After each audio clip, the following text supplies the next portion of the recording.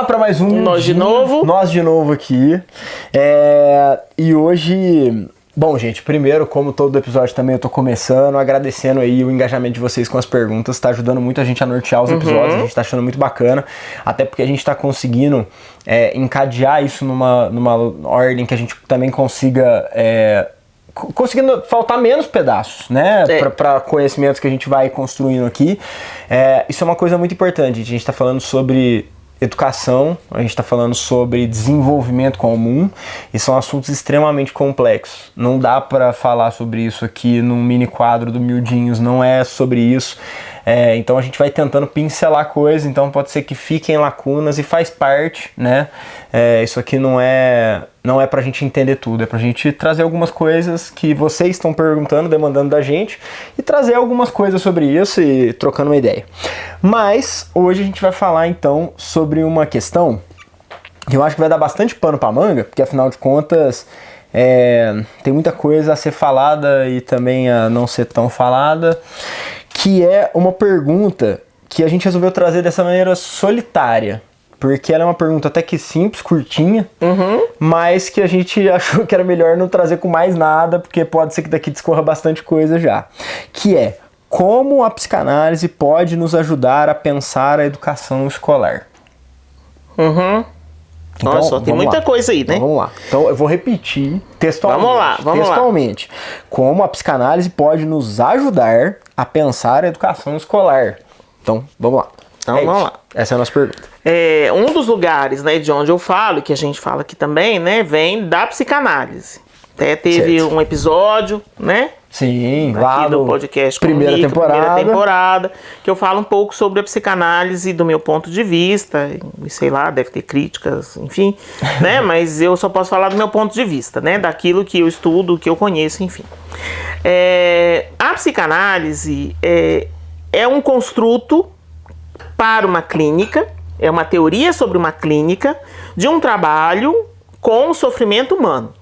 Né? Então, assim, linhas bem sintéticas, sintetizando bastante.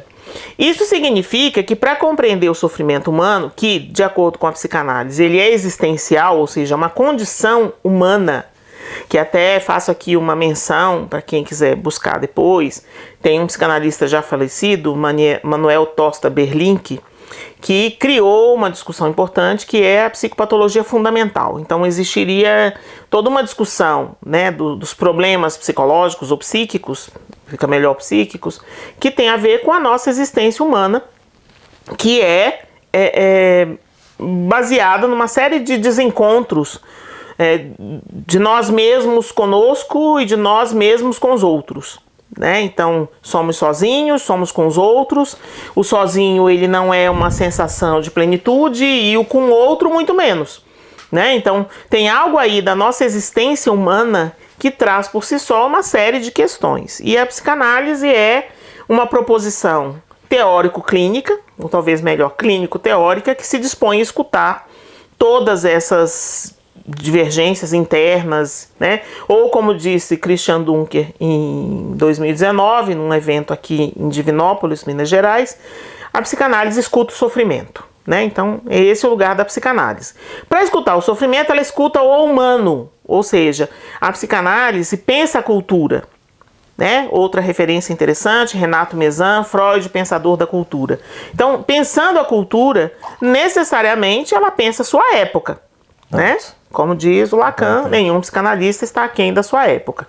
Então, nós pensamos a contemporaneidade. Inevitavelmente, isso põe o dedo em várias coisas e dá uma sensação inicial, para quem está de fora, de que existe psicanálise e direito, psicanálise e educação, psicanálise e não sei o quê. Mas esse ele é complicado. Por que ele é complicado? Porque se de um lado, né, e voltando lá no texto, hoje eu vou falar um pouco mais de conceitos. Meio colaborativo. Assim, uma coisa se de um lado eu tenho uma psicanálise na clínica, e segundo Lacan, num texto de 67, isso é uma psicanálise em intenção aqui com S, né, de tensão mesmo, eu tenho uma psicanálise que pensa cultura, que é uma psicanálise em extensão, né, uma psicanálise aplicada. Agora, o E não é colaborativo. né? Por quê? Porque a psicanálise, ela está muito mais no lugar de uma implicação, né? E de um apontamento ético. Ou seja, a psicanálise pergunta, né? Então, assim, psicanálise, direito, interrogação. Psicanálise e educação, interrogação.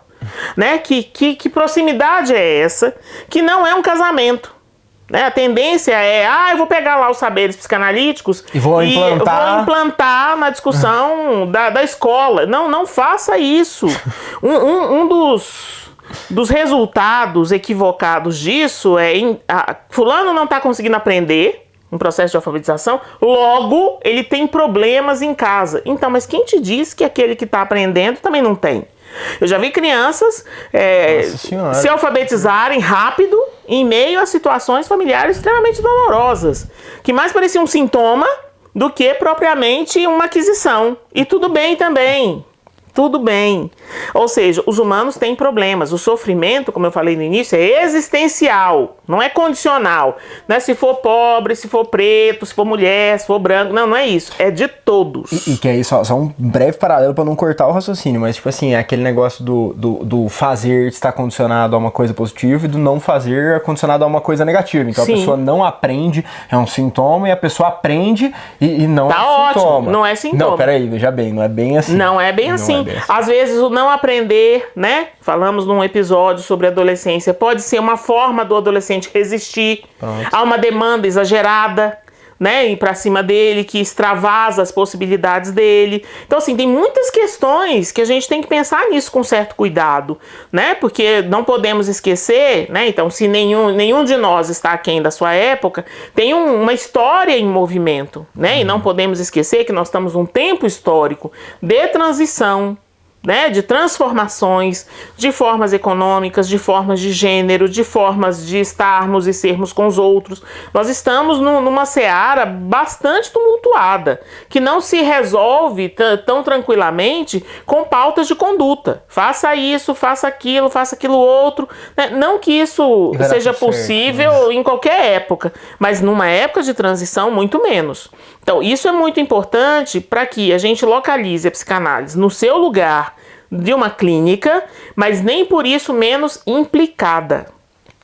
Tem um outro texto muito interessante, Eric Lohan, Sociedade como Sintoma, em que ele traz um apontamento essencial sobre o analista cidadão.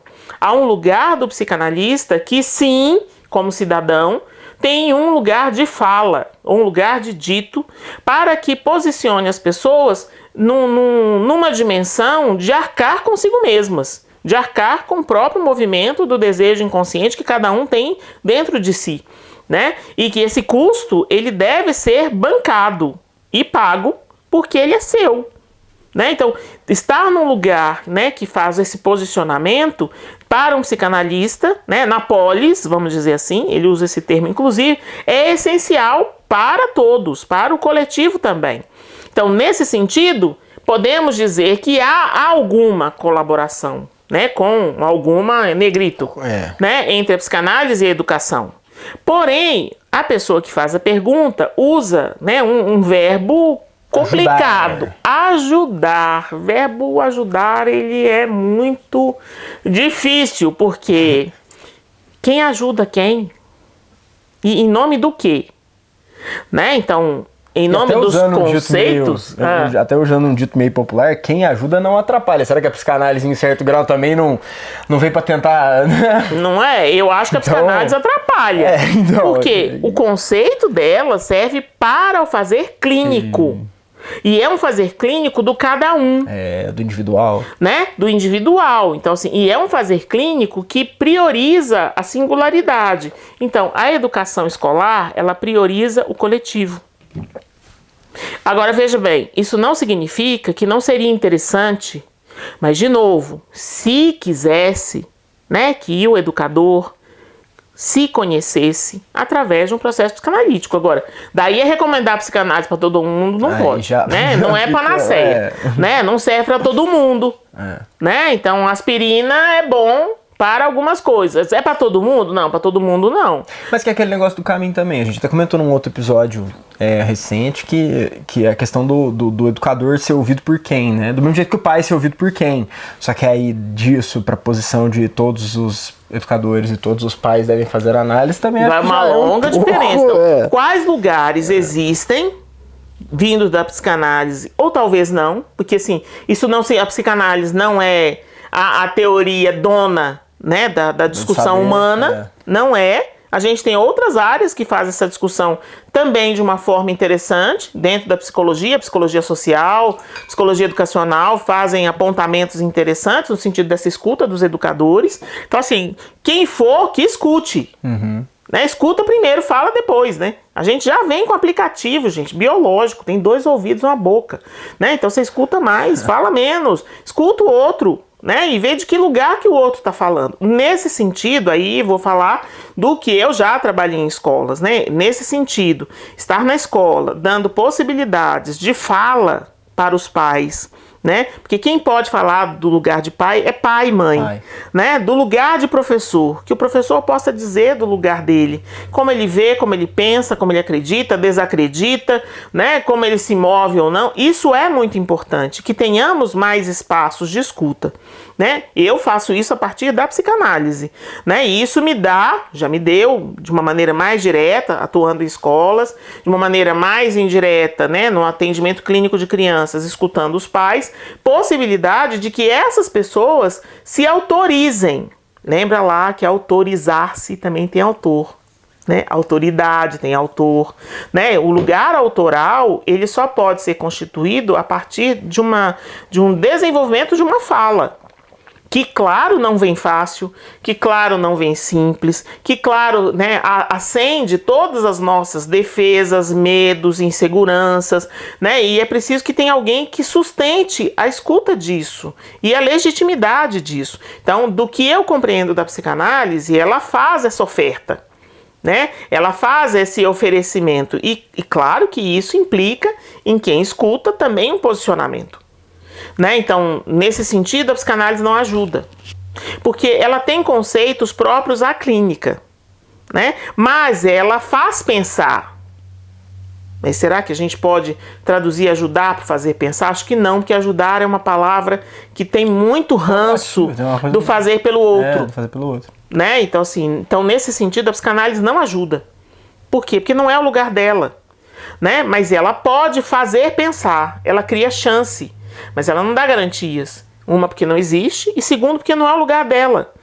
Né? Então, na prática clínica, né, de escutar alguém, a psicanálise vai, né, a partir do material que a pessoa leva, construir com ela as possibilidades dela, a despeito do que o analista pense, queira, ou julgue, ou avalie. Né? E aí eu acho que entra também uma coisa assim, quando a gente fala psicanálise e educação, parece que é o coletivo, né? É sobre o conhecimento em educação, é sobre será que a psicanálise vai também entrar nesse mérito ou será que ela vai entrar só no indivíduo que, porventura, carrega essa coisa da educação, né? Porque também é isso. Do lugar da cultura, ela pensa. Sim. Né? Ela pode pensar. Aliás, tem uma outra referência interessante da editora Vozes, Márcia Nederbacha, A Arte de Formar. É uma psicanalista que fez, acho que na década de 90 ou 2000, um estudo muito interessante com professores. Eram grupos de professores que discutiam com ela, debatiam e falavam das questões deles. Então, assim, esse lugar de fala é muito interessante, mas ele é revolucionário. Então, necessariamente, se eu começo a dar lugar de fala, se as pessoas começam a ter voz, isso vai trazer questões. Rebuliço, né? É revolucionário. Deixar mais de ajuda também. Sim, então a psicanálise, ela olha, né, para as outras ações humanas, vamos dizer assim, né? De um lugar periférico, de um lugar marginal. E esse é o lugar dela, né? Então, o papel dela é subversivo. Né? Então, nesse sentido, atrapalha um sistema, atrapalha a condução, atrapalha aquilo que dentro de nós funciona linear, né? Nós temos o tal do eu, né? E o eu funciona organizando, filtrando, arrumando, preparando, né? Encaixotando. né? Então, o eu dentro da gente trabalha na perspectiva da ajuda, né? Mas toda vez que alguém fala, né? Quando eu fui coordenadora de curso de psicologia, né? E que eu via dos alunos de primeiro período, né? Por que você está fazendo curso aqui, né? O que você quer? Eu quero ajudar o outro. Eu sempre achei essa frase meio arrogante, sabe? Então... Quem sou eu para ajudar o outro? Da onde que eu acho que o outro precisa da minha ajuda? Que eu vou lá, olha, faça isso, faça aquilo. A gente não é modelo, né? Então assim, mas o ego, né? Como foi traduzido na primeira grande tradução, né, do texto freudiano, que o Freud chamava o eu, né, foi traduzido pelo James Strachey como ego, porque ele achou simples, que está muito simples. Ego, id, superego, né, enquanto o Freud dizia simplesmente eu, isso e supereu, né. E aí o ego, então às vezes eu vou voltar porque as pessoas lembram que eu estou falando do eu, é o ego nesse sentido psicanalítico. Ele é aquele que organiza.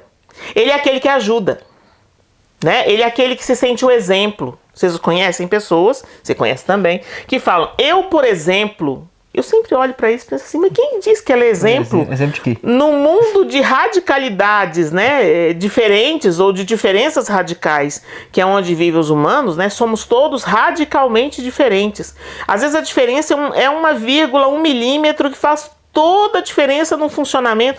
Como que alguém bate no peito e diz, eu, por exemplo, né? Isso me preocupa. Que alguém consiga ter essa firmeza e essa certeza delirante, né, gente? Porque assim, quem é você para dizer do outro? Então, nesse sentido, espero que ninguém diga que a partir da psicanálise ajuda.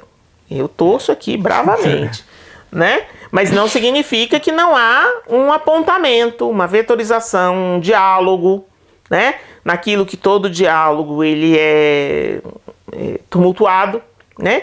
Que a psicanálise faz em relação a isso, né? E tem muitas discussões sobre isso, discussões inclusive muito férteis, né? Tem todo aqui no Brasil, pertinho da gente, né? Tem uma discussão muito boa no pessoal da USP, a partir de um laboratório de estudos do aparelho psíquico, que é uma reunião de pessoas renomadas da psicologia da USP, né, notadamente a Maria Cristina Kupfer, e na educação, notadamente Leandro de La Jonquière, mas outros tantos, Rinaldo Voltolini, agora eu não vou conseguir lembrar o nome de todo mundo. Mas enfim, tem várias pessoas que fazem essa discussão da psicanálise, né, entre parênteses, e educação. Né, em Belo Horizonte, na UFMG, Marcelo Ricardo Costa Pereira também faz uma discussão muito interessante. Então a gente tem autores e pessoas que vão questionar isso e vão colocar em pauta a questão. Né? Por isso que é psicanálise e educação, interrogação. É questionar e colocar em pauta. É só essa questão da ajuda aí. Da ajuda. Mas eu entendo de que lugar a pessoa perguntou. Sim, claro. Por quê? Porque se é um construto que pensa a cultura, que pensa as pessoas, por que não pode pensar a educação? Não, de fato, sob uma perspectiva, a partir de um processo que esse educador, vamos falar assim, pode passar com ele próprio, ele pode também pensar uma maneira diferente de educar e que possa ser entendida, tida como uma ajuda, mas isso é um caso pontual. Sim. Sobre uma ótica pontual. Sim. Também, né? Sim. Não é uma regra. E eu acho que o que é interessante é que, e aí eu penso na minha própria trajetória, né, o encontro com essa discussão sobre o que lugar a psicanálise pode ter para a educação me fez uma educadora melhor. Do meu ponto de vista. Exato. Né? Então, assim, me ajudou bastante a compreender que eu tenho um lugar em relação ao saber que tem muito mais a ver com as minhas questões, a minha necessidade de aprender, do que propriamente com aquele que é ensinado. Quando eu comecei a compreender isso me deu, né, tanto uma certa tranquilidade em relação ao aluno, né, porque assim, eu não tenho que fazer com que ele faça nada, né, quanto uma liberdade em relação à minha construção do conhecimento para mim, né. Então eu vi que assim, no final das contas eu passei a estudar muito mais do que antes, né, e comecei a ter uma liberdade de discussão da transmissão também muito maior, e não sem menos responsabilidade. Porque aí eu comecei a ficar mais atenta a essa diversidade que se apresentava para mim numa sala de aula, que antes eu não olhava com tanta clareza, presa, tomada pelo relatório, correção de prova, lançamento de nota, né? Que puxa, pragmática, que puxa para uma dimensão homogeneizante que não é verdade. Quer ver, tem uma coisa que eu às vezes discuto com as pessoas e que eu acho importante, a partir dessa discussão do singular que a psicanálise elenca, que seria fundamental que as pessoas descobrissem, no sentido de descobrimento e não de descoberta, ou seja, não tá lá, né, mas de uma construção de como é que cada um aprende. Porque na hora que você entende como você aprende, né, você consegue aprender mais. Né? Então, que jeito que você aprende? E entender que esse jeito que você aprende, ele não é contra ninguém. Eu tive uma oportunidade nessas férias de julho de encontrar uma colega de faculdade. E eu já não a via há 20 e tantos anos. E foi curioso que ela comenta com os meus filhos que na sala de aula, que ela era aquela aluna que não copiava nada. Porque se ela copiasse, ela não entendia. E eu sou a aluna que preciso copiar tudo, porque se eu ficar olhando para o professor, eu não consigo prestar atenção. Então eu preciso estar escrevendo cadernos, que como diz meu marido, estão lá, um zilhão de cadernos, né? Você devia juntar esse caderno e escrever alguma coisa, porque tem muitos cadernos, de tudo, né? De que eu anoto tudo, porque senão eu não aprendo. Então ela ficava sossegada durante a aula e no fim da aula levava o meu caderno para casa, né? Porque ela sabia que eu não ia olhar no caderno, mas que eu preciso escrever. Então, saber disso, na hora que ela contou isso, eu falei, nossa, você devia ter contado isso antes. Eu levei tanto tempo para entender que eu preciso escrever, que às vezes eu preciso de uma informação cruzada, eu preciso de música, eu preciso de um filme, eu preciso de barulho, porque senão eu não consigo prestar atenção. Eu não consigo prestar atenção se estiver muito quieto, muito silencioso. Se eu tivesse sabido disso antes, teria aprendido mais, né? Porque descobri depois. E eu achava que aquilo me distraía. Não distrai, me organiza. Porque eu sou uma pessoa barulhenta, né? Então eu preciso disso, né? E não tenho TDAH, tá? Não tem nada a ver com isso. Não tem nenhum diagnóstico. E não teria te ajudado também. Não, nem ajudar em nada. Eu sou uma pessoa barulhenta, sou uma pessoa agitada. Então eu preciso do agito junto comigo para conseguir fazer. Então na hora que eu anoto as coisas, né, direitinho na linha, eu anoto do lado, eu anoto em cima, eu ponho um pontinho vermelho, eu ponho um rabisco com lápis, né? Então fica um mapa daquilo que eu tô pensando. Então saber disso é importante. O outro precisa desenhar. Outro dia eu vi isso na rede social, alguém comenta que quando era adolescente só ficava desenhando na sala. E aí ele nunca tinha nota de caderno, né? Porque ele não tinha caderno, ele tinha desenho, né? E aí ele perdia ponto por causa disso. E ele fala, então, mas eu não consigo fazer isso. Como o outro também não consegue anotar nada, tem que ficar quieto. Isso é uma coisa muito complicada, né? Porque hoje você falou um negócio do ponto de caderno, então é cobrado tem muitas escolas que usam essa metodologia, né? De cobrar que o aluno escreva no caderno. Mas e quem aprende mais sem escrever? Então... Porque eu, por exemplo, eu sou parecido com a tua amiga, talvez, nesse sentido. Eu não consigo escrever e prestar atenção na aula. Então eu preciso prestar atenção no professor. Se eu anotar, Você perde. Eu perco. Então, tipo assim, e eu fui obrigado durante a vida inteira a anotar no caderno. Por quê? Porque contava ponto, tá lá no caderno. Então. E pra mim seria muito melhor se não tivesse. E pegasse de alguém que eu sabia que usava isso como uma ferramenta pra se organizar, pegava depois pra, porventura, estudar, revisar, Sim. Enfim. Porque não é isso, né? Não é que você não anota no caderno que você não precisa do que tá escrito. Eu não sei qual seria o meio termo entre essa descoberta, né? Ou esse descobrimento, como eu falei, de sair do pragmatismo ou dos documentos necessários para fazer andar a escolarização, né? Então, o registro da nota, o boletim, lançar as coisas, corrigir a prova, e o conseguir ver cada um a partir do meu aprendizado. Que também não pode ser assim também. Então, qual seria o meio termo disso? Né? Mas, assim, prestando atenção nisso, né? E relembrando aqui os últimos anos, depois que eu fiz o pós-doutorado, onde eu prestei mais atenção nessa questão, né, da psicanálise e as questões da educação, eu vejo que eu também não falhei com o pragmatismo, né? Mas eu comecei a construir outras estratégias de estar mais perto do aluno, né? E principalmente porque era um curso de psicologia, então eu tinha que saber mesmo como me aproximar dele, porque tem toda uma lógica formativa nisso. Então vejam, há aí uma construção que me exige uma autoria. Então, nesse sentido, eu acho que tem um questionamento da psicanálise e da educação que não posso deixar que a autoria desapareça. Nem no educador, ou principalmente no educador. Porque também não é isso. Então só vou ensinar o que o aluno quer que seja ensinado, ou o aluno só vai aprender o que ele o que já está normatizado. Porque também tem essa coisa, né? As pessoas às vezes, principalmente essas metodologias mais construtivistas que estão aparecendo, as pessoas às vezes confundem, principalmente as pessoas que não estudam esse tipo de coisa, né? Confunde com uma coisa de que é uma coisa meio liberta total, assim. A pessoa então só faz o que, só constrói o que quer construir, não é bem assim, né? Tem um método. Tem um método, tem que ter um método, porque as pessoas precisam, inclusive isso é uma ferramenta importante do kit de sobrevivência lá, que é essa coisa de, tipo, tem coisas que você precisa, não é que você quer. Você precisa, né? Então, então tem que ser feito, tem que ser aprendido, tem que ser estudado, né? E também é isso, essa ponderação. E também não tá no nosso lugar aqui também fazer essa ponderação. São apontamentos, né? Só pra gente pensar, até porque tem outras questões que podem aparecer, e até já apareceram, né? Discutindo mais a escolarização. Sim. E aí a gente vai ter que falar disso de uma maneira talvez um pouco mais dura, tipo hoje, né? Pra poder precisar termos e conceitos e lugares. Legal. Né? Então, há que se tomar cuidado. Psicanálise é muito legal, mas não é para todo mundo. Sim. Né? Psicanálise é muito interessante, mas é mais ou menos como um folhado a ouro vagabundo, né? Então, assim, você olha lá na vitrine, é lindo, mas no uso fica preto, dá alergia. Não é uma teoria legal, no sentido de que você vai ficar feliz, bacana, né? Então, assim, no final de um processo analítico, você não está feliz, você não está alegre e nem pleno, né? Você está sabendo quem você é e lidando com aquilo que você tem, né? Minimamente.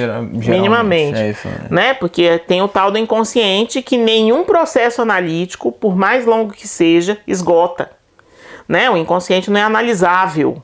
O que a gente analisa são as defesas que a gente usa contra ele, mas ele não está. Então, é desse lugar. Então, isso não tem a ver com o processo da educação escolarizada. A educação escolarizada é outra lógica e tem outras intenções, né? Então, acho que isso já organiza um tiquinho. E eu acho que assim, gente, é um episódio aí disparador para muita coisa que a gente vai trazer, que a gente já sabe que já tem algumas outras perguntas que já vieram, mais relacionadas diretamente a esse tipo de coisa, e que a gente achou que era importante talvez começar com essa, para que a gente fizesse esses apontamentos, porque a gente sabia que algumas questões aqui iam aparecer, que iam colocar isso em questão, e que vão ser coisas que talvez a gente use para discutir, né, esses episódios mais para frente. Mas muito legal, show de bola. Eu acho que é isso, gente, é pensar que também, né, e retornando aqui, ninguém aqui é dono de nenhum tipo de saber absoluto, né? A Roberta tá falando de jeito nenhum. De uma experiência dela que ela tem, tanto com a psicanálise quanto com a educação, e essas coisas, de certa forma, se cruzando e não se ajudando. Se cruzando. Pura e simplesmente. E assim, isso eu acho que é uma coisa legal, então assim, a ser entendida, né? Bom, então assim a gente encerra esse episódio. Eu quero convidar vocês mais uma vez, tá, gente, para fazer perguntas. Então, se tiver a caixinha aberta lá, manda na caixinha. Se não tiver a caixinha aberta, manda críticas, sugestões. Críticas, sugestões, apontamentos, por favor, façam, que a gente também gosta muito disso. E é isso, gente. Principalmente, se você gostou desse episódio, gostou dos outros episódios, compartilha com quem você acha que também vai curtir. Para nós é muito importante. Para todos, eu acho que talvez a gente traga alguns apontamentos que possam ser também importantes, ou pode pôr as pessoas para pensar, e eu acho que em grande parte o nosso objetivo é esse, pôr o pessoal para pensar. E se ficar a sensação, nossa, mas isso é muito difícil, aí você lembra que difícil é sempre. Por isso que a gente faz junto. Exatamente. Se fosse impossível também, a gente não tava aqui. Ótimo. Muito obrigado, gente. Até o próximo episódio. Mais.